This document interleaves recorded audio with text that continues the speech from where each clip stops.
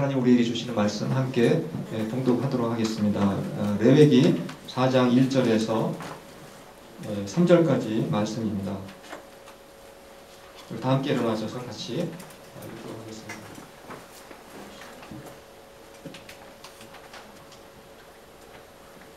레위기 4장 1절에서 3절까지 다 함께 읽도록 하겠습니다. 시작.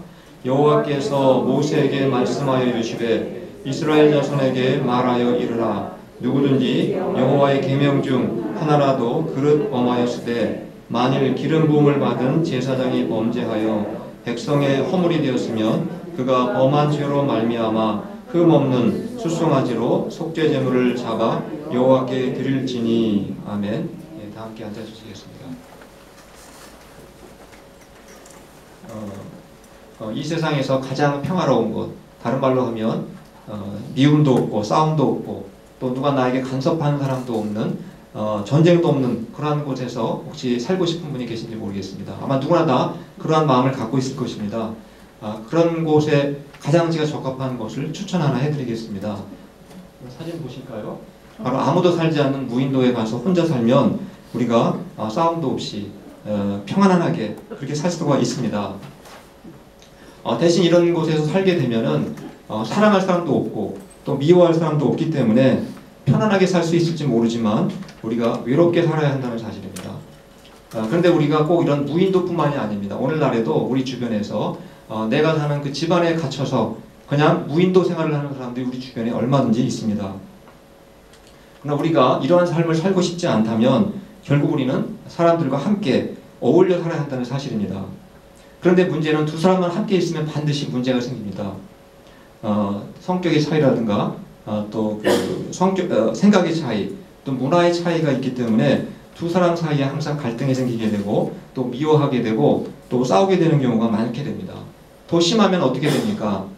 결국은 다른 사람을 죽이는 일까지 발생을 하게 됩니다. 그래서 두 사람 사이에 행복하게 정말 그렇게 살려고 한다면 사람과 사람 사이에 반드시 있어야 하는 것이 있습니다. 그것이 무엇이라고 생각을 하십니까? 스크린 잠깐 보실까요? 바로 규칙이 있어야 됩니다. 두 사람 사이에 조화롭게 행복하게 살려면 규칙 이것이 있어야만 가능하다는 사실입니다. 남자와 여자가 만나서 결혼을 하게 되면 그때부터는 남자와 여자가 아니라 남편과 아내로 이게 새로운 관계가 생기게 됩니다. 연애할 때는 다 좋아 보이지만 일단 결혼을 하고 나면 한 지붕 밑에 살게 되면 서로 의견 차이가 생기게 되고 갈등이 생기게 됩니다. 그건 저의 경험이기도 합니다. 그래서 부부 사이에 반드시 룰이 있어야만, 그리고 룰을 잘 지켜야만 서로 행복하게 그렇게 살아갈 수가 있게 됩니다. 또 우리가 자녀를 낳게 되면 얼마나 자녀가 사랑스럽습니까? 그렇지만 자녀도 점점 나이가 들게 되면 자기 고집이 생기고 또 자기 주관이 생기게 됩니다. 더군다나 이제 사춘기 정도 나이가 되면은 훨씬 고집도 주관도 뚜렷해지기 때문에 부모하고 아주 심각한 갈등을 빚기도 합니다. 그래서 부모와 자식 간에도 정말 서로 조화롭게 행복하게 그렇게 지내려면은 부모와 자식 사이에 존재하는 그 룰이 있게 되고 그 룰을 반드시 지켜야만 가능하다는 사실입니다. 또 우리가 이제 집 밖으로 나가게 되면 누구를 만나게 됩니까? 강아지도 만나지만 우리 이웃들을 만나게 되지 않습니까? 근데 또 우리 학교나 직장에 가게 되면은 사장님도 만나고 또 매니저도 만나게 되고 동료 또 친구들을 이렇게 만나게 됩니다. 친구나 이웃이 생기면 정말 기쁘고 반갑습니다. 그러나 우리가 좋은 관계를 계속해서 유지하고 만들어 가려면 역시 내 친구와 이웃 사이에도 반드시 지켜야 되는 룰이 있다는 것입니다. 그 룰을 지키지 않게 되면은 서로 조화롭게 행복하게 살 수가 없게 됩니다. 그런데 이러한 규칙, 이러한 룰이 꼭 사람과 사람 사이에만 존재합니까? 바로 하나님과 우리 사이, 하나님과 사람 사이에도 역시 그 룰이 있다는 사실입니다. 바로 하나님께서 최초에 사람인 아담을 만드시고 에덴 동산에 살게 하셨습니다. 혼자였으니까 아직 하와가 만들어지기 전이었습니다. 혼자 살고 있었으니까 얼마나 마음대로 살 수가 있었겠습니까? 그러나 에덴 동산에 있는 그 아담도 홀로 살 수는 없었습니다. 바로 하나님께서 그를 창조하셨기 때문에 창조주와 피조물이라는 새로운 관계가 생기게 된 것입니다. 그렇다면은 창조주와 피조물 사이에도 역시 룰이 있을 텐데 여러분들 그 룰이 무엇이라고 생각을 하십니까? 우리 창세기 2장 16절로 17절 누구나 다 아는 말씀이지만 바로 이 말씀이 최초의 인간과 창조주 사이에 있었던 그 룰이었다는 것을 우리가 알 수가 있게 됩니다. 제가 한번 읽어드리겠습니다. 여호와 하나님이 그 사람에게 명하여 이르시되 동산 각종 나무의 열매는 네가 임의로 먹되 선악을 알게 하는 나무의 열매는 먹지 말라. 네가 먹는 날에는 반드시 죽으리라 하시니라. 바로 선악과 열매를 먹지 않아야 된다는 그 룰, 그것이 바로 창조주 하나님과 인간 사이의 그 관계를 지키고 서로 행복을 유지하기 위해서 반드시 지켜야만 됐던 그 규칙이라는 것을 우리가 알 수가 있게 됩니다. 그래서 아담은 하나님이 주신 그 룰, 그 규칙을 순종해야만 하고 그래야만 그들 사이에 그가 행복하게 살아갈 수가 있었던 것입니다.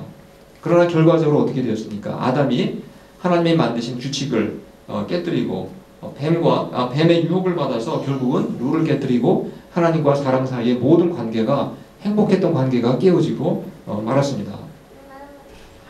지금까지 살펴본 것처럼 이 둘이 함께 있게 되면 반드시 그 사이에 무엇이 있다고 했습니까? 룰이 존재한다, 규칙이 존재한다는 것을 우리가 알 수가 있게 됩니다. 그래서 그 룰을 우리가 잘 지키고 그것을 우리가 만들어야만 좋은 관계를 유지할 수가 있고 그리고 행복하게 살 수가 있다는 사실입니다. 그러나 우리가 둘의 그 관계 속에 있는 룰을 지키지 않게 되면 누구나 예외 없이 불행하게 살아갈 수밖에 없는 것입니다. 그래서 하나님은 모든 사람들이 함께 모여서 좋은 관계를 만들어갈 수 있도록 해주시기 위해서 우리에게 룰을 주셨습니다. 그 대표적인 룰이 무엇입니까? 바로 십계명이라고 하는 계명입니다. 근데 우리가 제가 십계명을 잠깐 간단하게 한번 이렇게 앞에 다 이미 아시는 내용이지만 보여드렸습니다. 사람들이 살아가면서 이 십계명을 잘 보시면은 모든 관계에 적용이 된다는 것을 우리가 알 수가 있게 됩니다. 첫 번째부터 네 번째 계명은 제가 색깔을 좀 구분해 놓았습니다. 위에 있는 네 가지의 계명은 누구와의 관계를 위해서 하나님이 주신 계명입니까? 바로 하나님과 사람 사이의 관계를 위해서 하나님이 주신 계명입니다. 그래서 사람이 하나님 이외에 다른 신을 섬기거나 또 우상을 섬기거나 또 하나님의 이름을 망령되게 함부로 부르게 되면 하나님과의 관계가 깨어진다는 사실입니다. 또 네 번째, 안식일을 지키지 않으면, 다른 말로 하면 무슨 말이겠습니까? 내가 하나님을 정기적으로 규칙적으로 이렇게 예배를 드리지 않게 되면 하나님과의 관계가 점점 멀어지게 되어 있습니다. 그리고 나중에는 결국 하나님과의 관계가 깨어질 수 있다는 사실을 우리가 알고 있습니다. 이렇게 네 가지 계명은 하나님과 인간 사이의 그 관계를 위해서 주어진 계명들입니다. 다섯 번째 계명, 살인하지 말라. 이것은 누구에게 주신 계명이라고 생각하십니까? 강도에게 주신 계명이겠습니까? 성경에서는 살인하지 말라는 말이나 미워하지 말라는 말이나 똑같은 말이라고 그렇게 말씀하고 있습니다. 예수님도 미워한 자는 이미 살인을 범한 것과 똑같다, 이렇게 이 계명을 해석해 주셨습니다.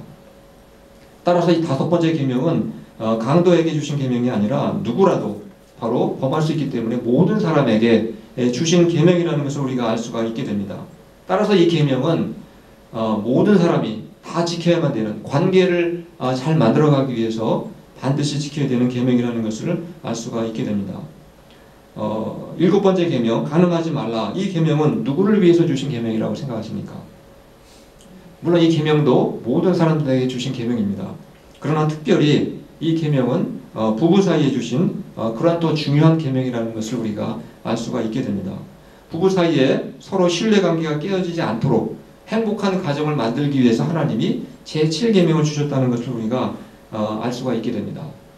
또 여덟 번째 계명, 도둑질하지 말라. 또 아홉 번째 계명, 거짓 증거하지 말라. 열 번째, 이웃의 소유를 탐내지 말라. 이러한 계명들은 누구를 위해서 주신 계명이겠습니까? 바로 나와 이웃과의 관계를 위해서, 좋은 관계를 만들어가기 위해서 하나님이 주신 계명이라는 것을 알 수가 있게 됩니다. 지금까지 간단하게 살펴본 이 십계명은 바로 하나님과 인간 사이의 관계뿐만 아니라 바로 사람과 사람 사이의 모든 관계를 잘 유지할 수 있도록 주신 계명이라는 것을 알 수가 있게 됩니다. 비록 우리가 하나님의 자녀가 되어서 비록 하나님의 백성이 되었다 할지라도 내가 하나님과 관련된 이 네 가지의 계명을 우리가 어기게 되면 하나님과의 관계에 상처가 생긴다는 것입니다. 또 사랑하는 부부끼리 역시 마찬가지입니다. 아무리 서로 사랑해서 결혼을 했다 할지라도 서로가 어떤 지켜야 될 계명을 어기게 되면 그 관계에 상처가 생기는 것입니다. 또 부모와 자식 간에도 마찬가지입니다. 부모가 불순종하거나 또 자녀가 불순종하거나 부모가 자녀에게 마음에 상처를 주게 되면 역시 관계에 훼손이 일어나게 되는 것입니다. 이웃과의 관계도 마찬가지입니다. 그렇다면 우리가 혹시라도 이렇게 다양한 관계 그리고 복잡한 관계 속에서 우리가 계명을 지키지 못해가지고 그 관계에 상처가 생기게 되면 우리는 어떻게 해야 되겠습니까? 그냥 방치하고 그냥 놔두면 시간이 흐르면 시간이 약이라고 시간이 흐르면 저절로 그 모든 상처가 치료가 되고 없어진다고 생각하십니까? 그런 경우도 있겠지만 대부분의 경우에는 아무리 시간이 흘러도 상처는 치유가 되지 않습니다. 상처가 오히려 더 커질 수도 있고 더 깊어질 수도 있고 또 치료할 수가 없게 되어서 아주 처리가 치료 불가능한 상태도 가능하다는 사실입니다. 그래서 우리는 관계 속에서 이런 상처가 발생하게 되면 신속하게 그 관계를 회복하기 위해서 노력을 해야 한다는 사실입니다. 저희가 지금 레베기를 가지고 큐티를 하고 있습니다. 지난주에도 레베기 1장을 가지고 말씀을 나누었는데 레베기에 5가지 제사가 있다고 말씀을 드렸죠. 기억나십니까? 잠깐 스크린을 먼저 한번 기억을 해보겠습니다.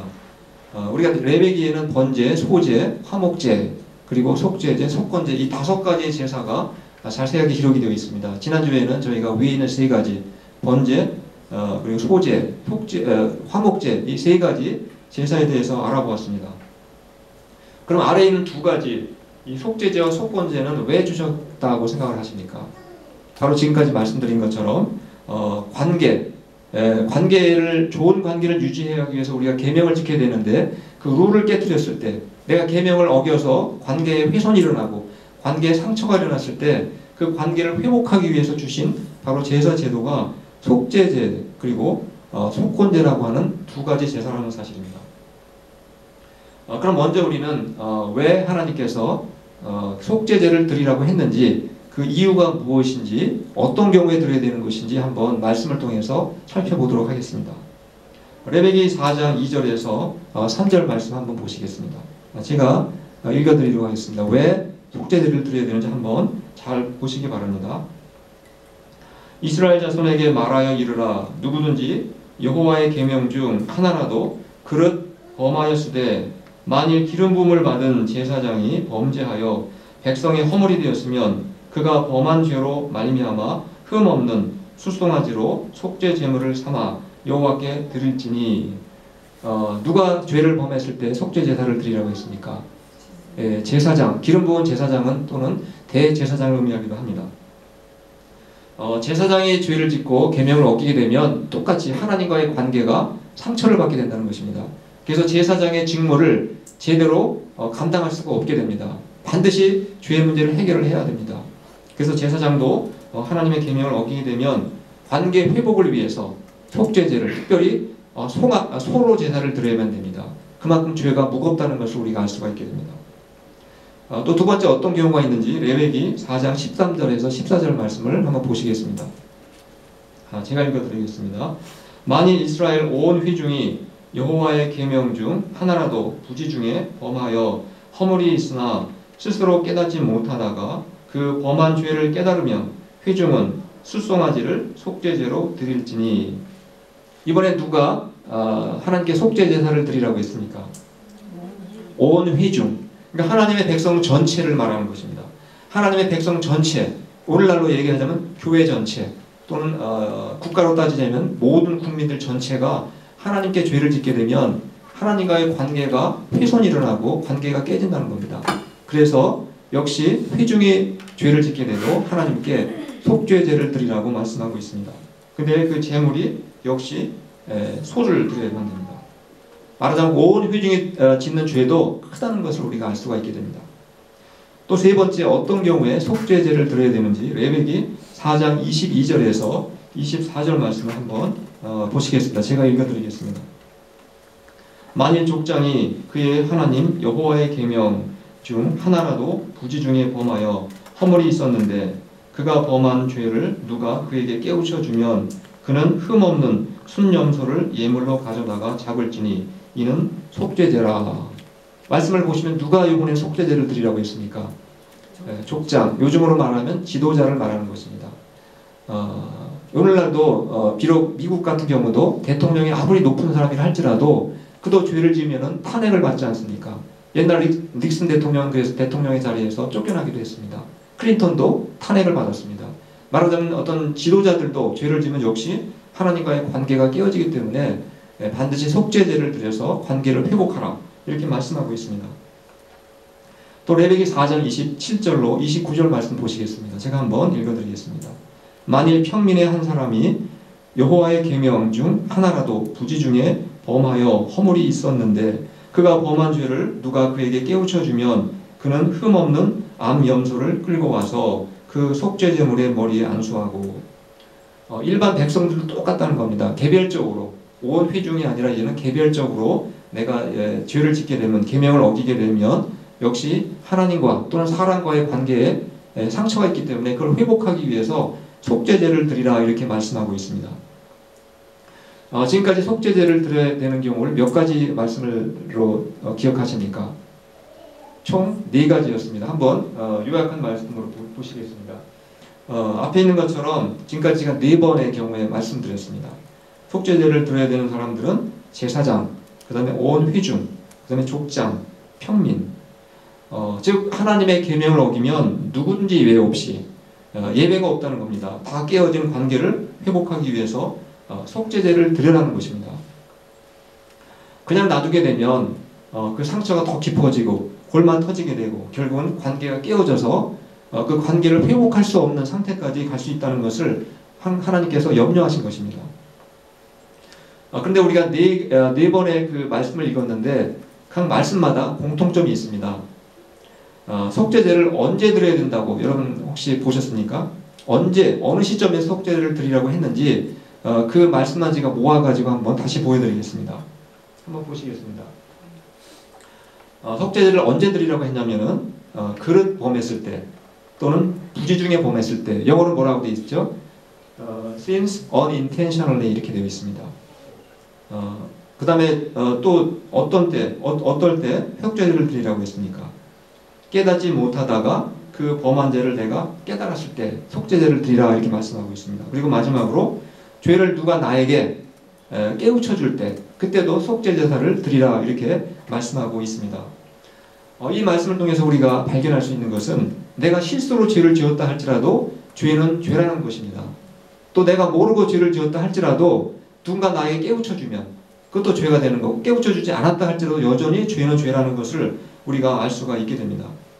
그래서 우리는 죄를 지을 때 난 몰라서 죄를 지었어요. 난 실수로 했어요 라고 말해도 그러한 변명은 하나님 앞에서는 통할 수가 없다는 것입니다. 내가 실수로 죄를 짓든 모르고 죄를 지었든지 간에 내가 죄라는 것을 깨닫게 되면 반드시 하나님께 용서를 받기 위해서 속죄제를 드려야 된다 이렇게 말씀하고 있습니다.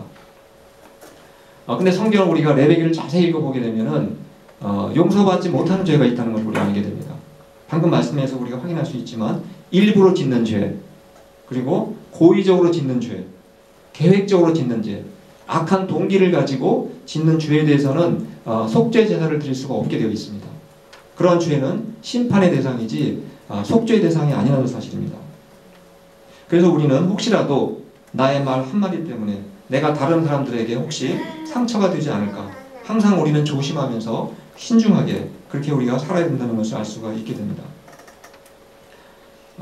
그리고 우리가 레위기 5장을 우리가 좀 더 자세히 읽다 보면 이런 말씀이 있습니다. 다른 사람이 죄를 지은 것을 내가 옆에서 보면서 알면서도 내가 죄를 깨우쳐 주지 않게 되면 그 사람도 똑같이 책임이 있다는 것입니다.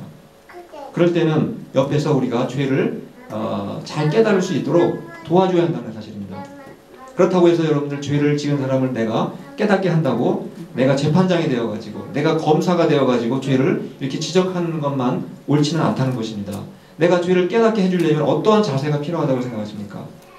바로 신약에서 우리가 바울이 이 말씀에 대한 우리에게 방법을 제시해 줍니다. 너희가 남의 죄를 지적하고 깨닫게 해줄 때에는 항상 온유한 마음으로 하라 이렇게 말씀하고 있습니다. 온유한 마음으로 바라잡아 주라. 그리고 너도 혹시 똑같은 죄를 짓지 않을까? 항상 조심하는 마음으로 그렇게 권면을 하라 이렇게 말씀하고 있습니다. 근데 이렇게 이제 우리가 속죄제하고 이제 속건제를 드리게 되는데, 아까 제사를 드릴 때는 항상 절차가 있다고 하지 않았습니까? 모든 동물 제사는 공통적인 절차가 있습니다. 제일 먼저 속죄 제물을 끌고 와서 흠이 있는지 없는지 검사를 해야 한다고 했습니다. 두 번째는 그 속죄 제물에다가 안수를 한다고 했습니다. 내 죄를 떠넘기는 행동을 하게 됩니다. 그리고 세 번째, 그 제물을 도살을 해야 된다. 그것도 제사를 드리는 사람이 직접 도살을 해야 된다, 이렇게 말씀드렸습니다.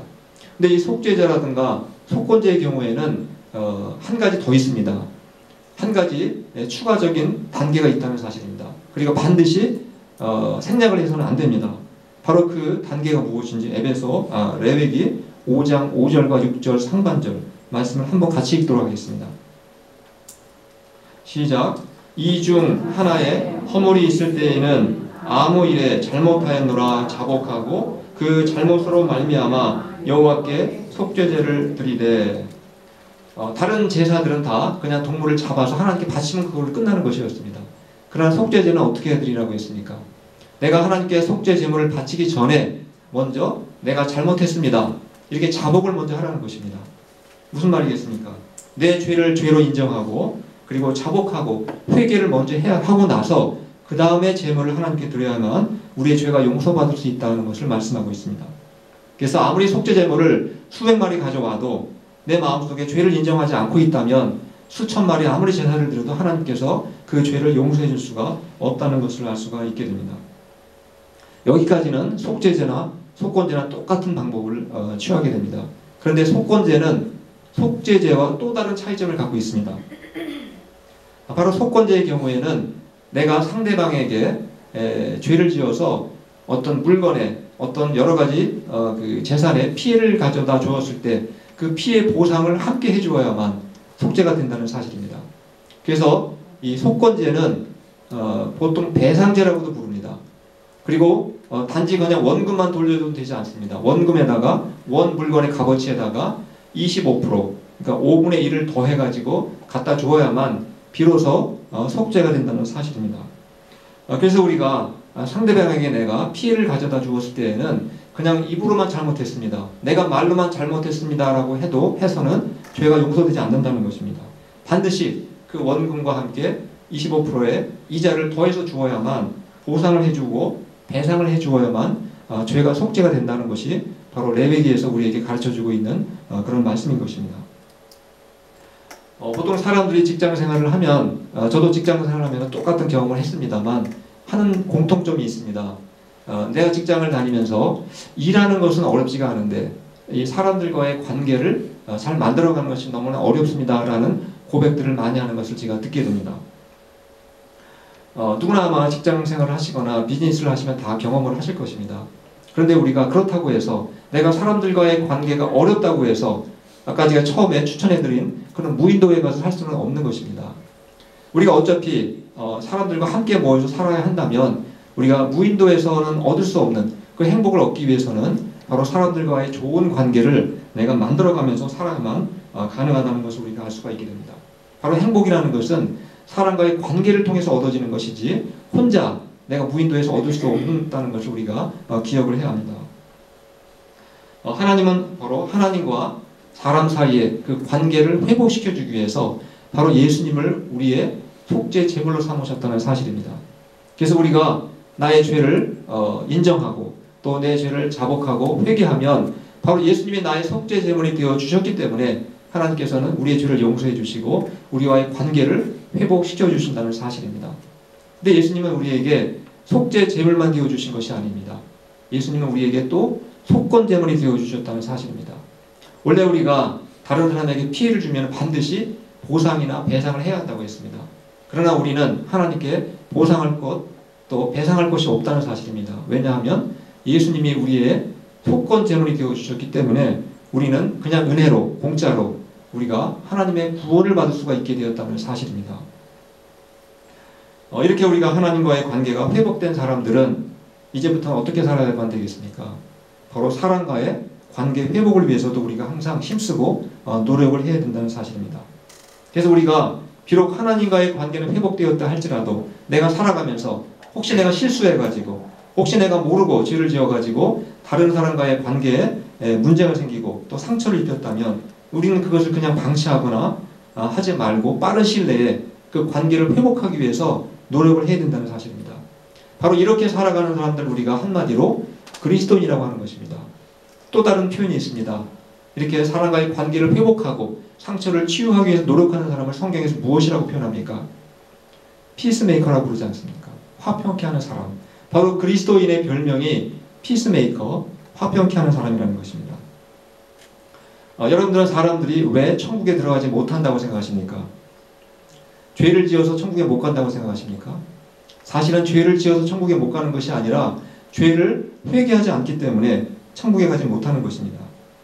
바로 하나님께서 나를 위해서 바로 하나님의 아들의 목숨을 속죄제물로 또 속건제물로 이미 삼으셔서 먼저 우리와의 관계를 다 회복시켜 주셨다는 사실을 내가 믿기만 하면 우리는 하나님과의 관계가 회복이 되고 천국 백성의 자격이 생긴다는 사실입니다. 우리가 이러한 것을 믿는다면 우리는 날마다 감사하며 살 수가 있는 것입니다. 이제 저희들도 이미 하나님과 우리 사이의 관계가 회복이 되었다면 이제 우리도 하나님처럼 우리도 먼저 내 주변의 형제나 이웃들에게 다가가서 그들과 좋은 관계를 만들어감으로써 우리가 참된 행복을 이 땅에서도 충만하게 누리시며 살아가시기를 축원합니다. 이 시간 찬송가 먼저 부르신 후에 우리 통성으로 기도하는 시간 갖도록 하겠습니다.